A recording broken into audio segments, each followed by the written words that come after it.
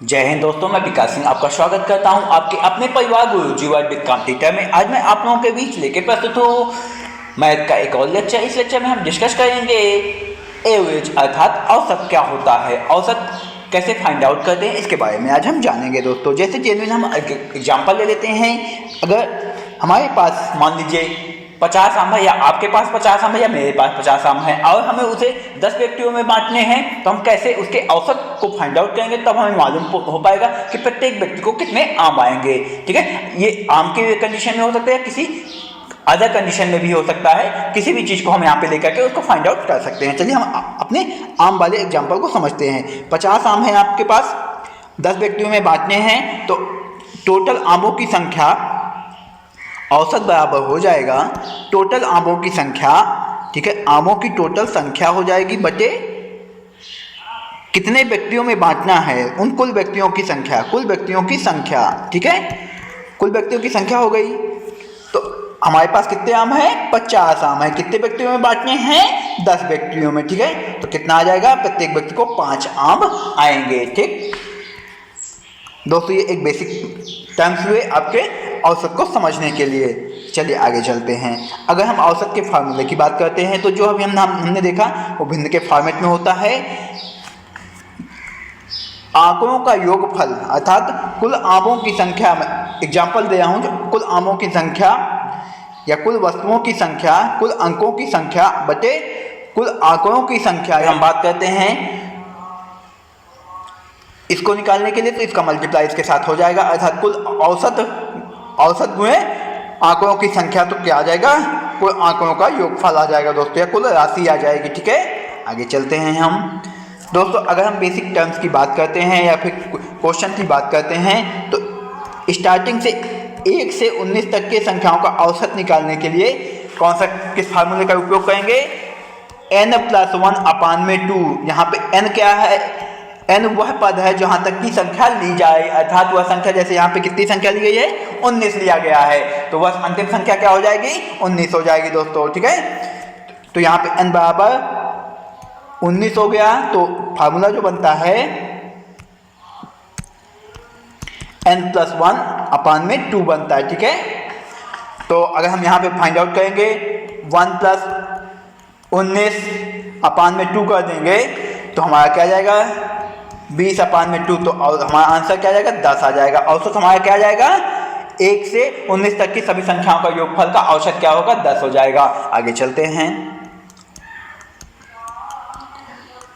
प्रथम देखिए, अब यहाँ पे हमने किसका भी फाइंड आउट किया? हमने अभी क्रमागत संख्याओं का, या फिर 1 से जो किसका? प्रथम 5 सम संख्याओं का। ठीक, तो क्या हो जाएगा? n+1। तो प्रथम 5 संख्या n+1 बराबर 6, तो कितना हो जाएगा? औसत 6 हो जाएगा। प्रथम 5 संख्याएं मान लीजिए, सम संख्याएं कौन कौन सी हो सकती हैं? 2, 4, 6, 8 और 10। तो इसका औसत क्या आ जाएगा? 6 आ जाएगा। अगर यही कंडीशन विषम संख्याओं के लिए हो, तो विषम संख्याओं में क्या करेंगे?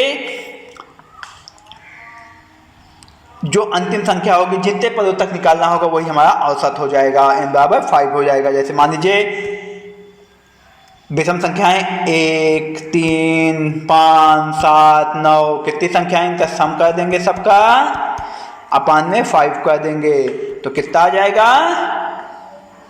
5 हमारा आंसर आ जाएगा, वही हमारा औसत हो जाएगा। ठीक है, आगे अगले नेक्स्ट क्वेश्चन की ओर चलते हैं। देखिए यहाँ पे एक, जब हमारे कोई सीरीज दी हुई हो और उसके बीच में जो अंतर हो वो समानांतर श्रेणी के अंतर में हो, अर्थात तो समान हो। ठीक है, जैसे कि यहाँ पे 5 है, 3, 5 और 8 का अंतर 3, इन दोनों का अंतर 3, इन दोनों का अंतर 3, इन दोनों का अंतर 3, इसी तरह लास्ट तक जाएगा 47 पद तक। ठीक है, तो अब हम देखते हैं 47 संख्या, अंतिम संख्या क्या है? 47 है, और प्रथम संख्या क्या है?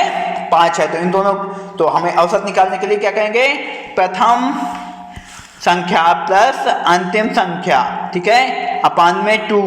ठीक, जो कि ये फार्मूला है, इसका प्रयोग करके हम क्या करेंगे? फाइंड आउट करेंगे। प्रथम संख्या क्या हो गई? 5 हो गई, अंतिम संख्या क्या हो गई? 47 हो गई। दोनों का योग कर देंगे, कितना आ जाएगा? 52 आ जाएगा, और 2 से डिवाइड करेंगे तो कितना आ जाएगा? 26 आ जाएगा। ठीक है, ये हमारे सेकेंड मेथड हो गया। अब हम चलते हैं नेक्स्ट मेथड की ओर। हमारा नेक्स्ट मेथड है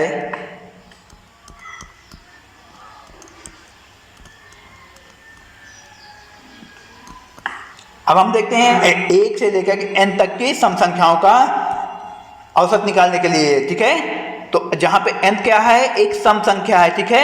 तो n जब सम संख्या होगी तो उसके लिए हम क्या कहेंगे, अंतिम संख्या n सम संख्या होगी। मान लीजिए 18 ले लेते हैं, ठीक है। 18 + 2 अपान में 2 तो कितना आ जाएगा, 20 अपान में 2 तो कितना आ जाएगा, 10 आ जाएगा, ठीक है। अगर ये कंडीशन क्या होती है, n अंतिम संख्या क्या है, n अंतिम संख्या है वो क्या होगी, सम होनी चाहिए, ये कंडीशन फॉलो होनी चाहिए, ठीक है। आगे चलते हैं हम।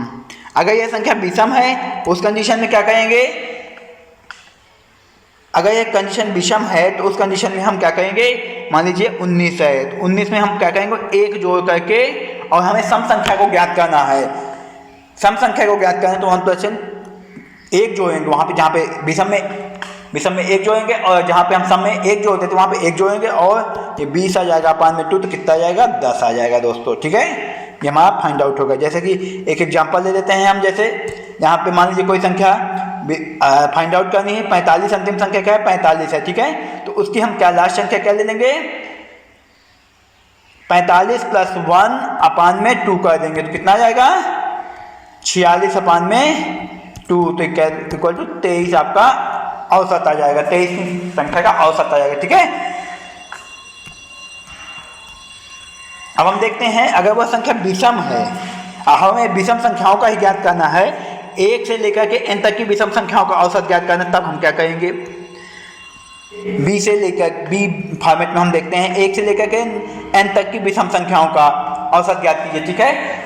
तो इस कंडीशन में हम क्या कहेंगे, मान लीजिए 9 तक की कोई प्रथम 9 संख्याएं ले लेते हैं, ठीक है। उसके लिए हम तो 9 + 1 अर्थात n + 1 अपान में जो 2 फार्मूला होता है उसके भी यहाँ पे हम निकाल रहे हैं। तो 9 ले लिए, 9 + 1 अपान में 2 तो ये 10 आ गया, और दूसरे डिवाइड किया गया तो कितना आ जाएगा, 5 आ जाएगा। तो हमारी वो विषम औसत क्या हो जाएगा, 5 हो जाएगा दोस्तों, ठीक है।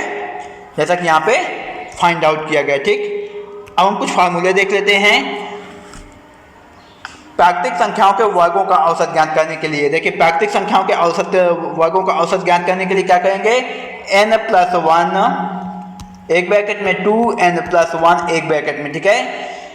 n + 1 एक ब्रैकेट में 2 n + 1 एक ब्रैकेट में, जहाँ n क्या है, अंतिम संख्या है, n क्या है, अंतिम संख्या है, ठीक है। n यहाँ पे अंतिम संख्या है। आगे चलते हैं। प्रथम प्राकृतिक संख्याओं के घनों को ज्ञात करने के लिए क्या करेंगे, प्रथम प्राकृतिक संख्याओं के घनों का औसत ज्ञात करने के लिए हम देखते हैं यहाँ पे n + 1 × 2, ठीक है। तो क्या हो जाएगा, 2n n + 1, ये क्या हो जाएगा आपका घनों के का किसी भी एक से के प्रथम प्राकृतिक कोई भी संख्या जो जिनका घन निकालना होगा उनका औसत निकालने के लिए फार्मूला का उपयोग कर सकते हैं। वह 5 संख्याओं का हो सकता है, 10 संख्याओं का हो सकता है, 20 संख्याओं का हो सकता है, उनके घनों का औसत निकालने के लिए इसका उपयोग किया जाता है दोस्तों। आगे चलते हैं हम।